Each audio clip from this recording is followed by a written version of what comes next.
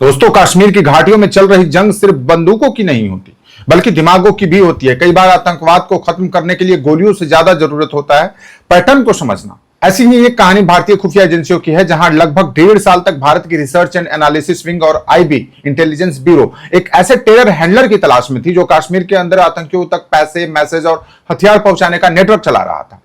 बताया जाता है कि सबसे बड़ी चुनौती यह थी कि यह किसी मोबाइल, रेडियो और डिजिटल डिवाइस का इस्तेमाल नहीं करता था, इसलिए टेक्निकल सर्विलांस लगभग बेकार साबित हो रही थी। तब भारतीय एजेंसियों ने टेक्नोलॉजी नहीं बल्कि इंसानी व्यवहार को पढ़ना शुरू किया।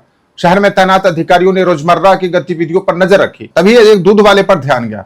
वह हर सुबह एक ही समय पर निकलता था, वही 7-8 घरों में जाता था और सबसे अजीब बात यह थी कि उसका रूट कभी नहीं बदलता था। शुरू में यह एक मामूली बात लगी, लेकिन महीनों की निगरानी के बाद एक पैटर्न सामने आया कि जिन घरों में वह दूध पहुंचाता था वहां रहने वाले लोग अलग अलग पेशों से जुड़े थे। लेकिन बाद में पता चला कि वे सामान्य घर नहीं थे, बल्कि वे सेफ हाउसेस थे जहां से टेररिस्ट एक्टिविटी किया जाता था। दूध की डिलीवरी सिर्फ एक कवर थी। कभी संदेश पहुंचाए जाते, कभी पैकेट्स लिए जाते और कभी पैसों का आदान प्रदान भी होता। करीब 3 महीने की निगरानी के बाद एजेंसियों को समझ में आया कि असली टेरर हैंडलर जो है वो कोई और नहीं बल्कि वो दूध वाला ही है। लेकिन उसको तुरंत गिरफ्तार नहीं किया गया। पहले उसके नेटवर्क को तोड़ा गया, एक एक करके उन सेफ हाउसेस और ओवरग्राउंड वर्कर के नेटवर्क को न्यूट्रलाइज किया गया और जब पूरा नेटवर्क कमजोर पड़ गया तब उस हैंडलर को भी गिरफ्तार कर लिया गया। भारत में कई काउंटर टेरर ऑपरेशंस इसी तरह इंटेलिजेंस, लोकल एसेट्स और पैटर्न एनालिसिस पर आधारित होते हैं। सुरक्षा एजेंसियां अक्सर आतंकियों और उनके पाकिस्तानी हैंडलर्स के बीच संपर्क, फंडिंग और चैन मूवमेंट पैटर्न को ट्रैक करके पूरे नेटवर्क को ध्वस्त करती है।